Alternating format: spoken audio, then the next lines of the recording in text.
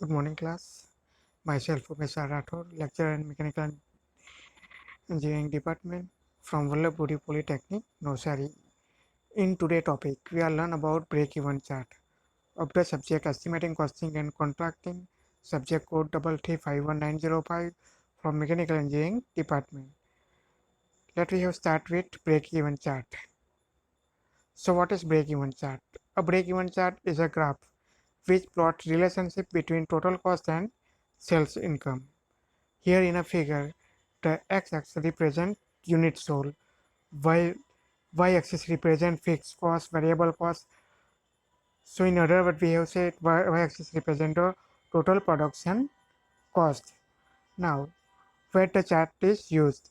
It is used for finding break-even point and a profit with change in cost and total production. So break-even chart is mainly used with change in quantity, how much production to be carried out or how much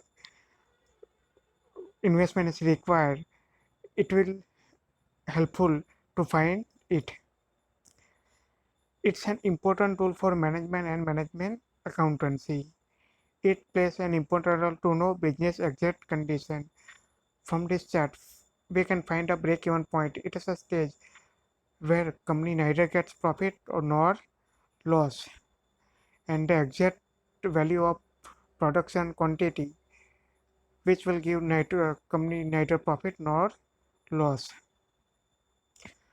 Okay, move on to our next topic. It is break-even point. So what is break-even point? Here in a figure, what we have seen in previous topic, x-axis represent unit sold and y-axis represent total cost.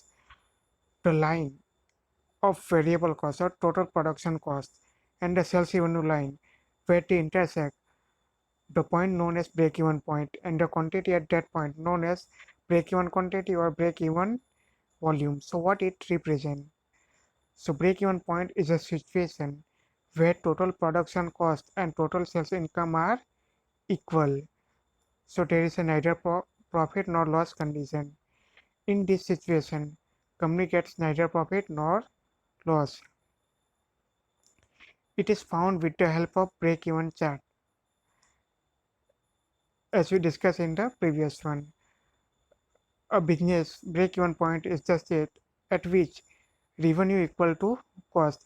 So what is the selling price equal to total production cost, and the quantity at this point known as break-even quantity.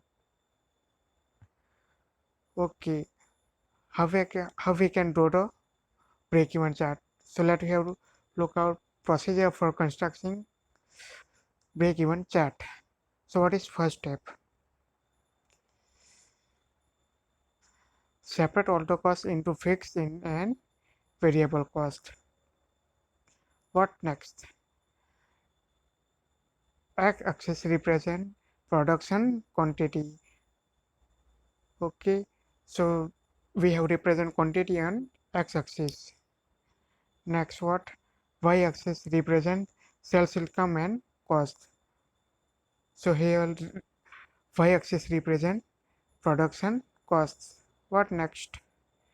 It's draw line AD represent fixed cost and parallel to x-axis. So draw line AD, name it A into D, and what is it? It is a fixed cost. Draw line ON, represent variable cost and passing through origin O. So draw a line ON, it's our variable cost. Draw a total cost line AB on y-axis starting from fixed cost and parallel to ON. So here we draw line AB parallel to ON and starting from a fixed cost, and it is known as our variable cost. What next? Draw a sales revenue line OC passing through O.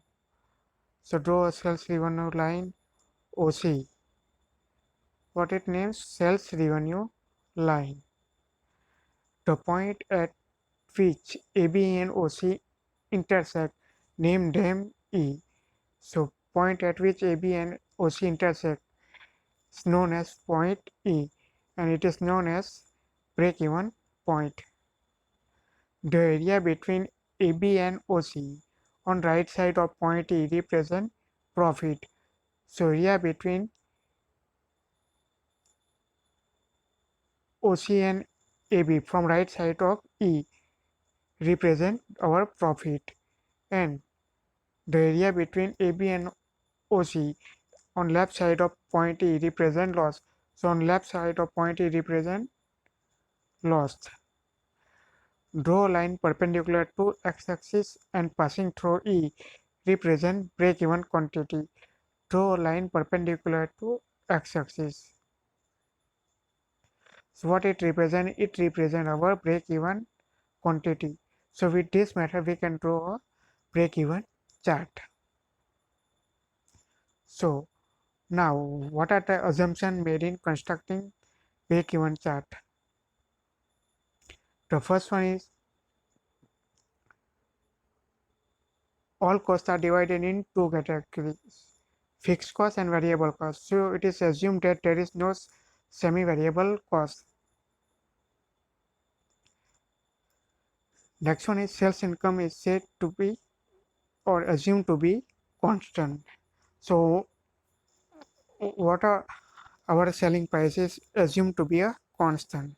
It is assumed that there is neither increase nor decrease in efficiency. So what it say? It say our plant work efficiently. So there is neither increase or decrease in efficiency. What is next? Production cost of the product is assumed to be constant. If our plant work efficiently, our production cost is said assumed to be a constant. It is assumed that there is no change in technology. As we discussed in above topic, if our plant work efficiently, so there is no need of changing technology. So if we say that there is no change in technology, there is no need of change in technology, it is assumed that how much production we get will be sold out. So what are the production we are carried out, it all be sold out. Break-even analysis is limited to a fixed product or product mix. Break-even analysis is limited for several number of quantities. If there is a more quantity, it will be not useful. Without considering product storage and demand selling price assumed to be constant. Product selling price is assumed to be constant without its demand or its storage requirement. Okay, what are the advantages of break-even analysis? It gives us the information about the production cost, either it decrease or increase. It also gives us the decision to make increase in production. It also helpful to decide either to make new product or close the existing one. The change in selling price can be known from the break-even point. From break-even analysis, we can conclude make or buy decision for the product. From the break-even analysis, we have to take a decision of machinery replacement of all or the existing. It decides safety margin, how much production to be carried out. It decides how much production to carried out for what? For profit and loss condition. And what it analyze, it is analyze possibility of getting profit from the suitable machineries. Now, what are the limitations of break-even analysis? Break-even analysis is unuseful for long term. For a long term, there is a change in every matter, every process, so it is not useful for a long term. It is complicated for industries making different products. If the company manufactures more and more products, there will be a variation in their quantity, so it is complicated for it. In competitive market, it is not useful, because in competitive market there is a day by day changes in value, so it is not useful. Relation between income and selling is applicable up to a certain volume, then equation will be changed. So what are the production cost and the selling price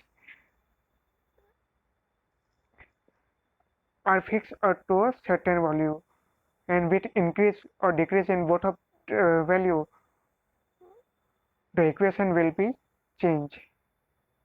There is no accurate division of fixed cost and variable cost in industries, because there is a many different types of costs like controllable, uncontrollable, marginal.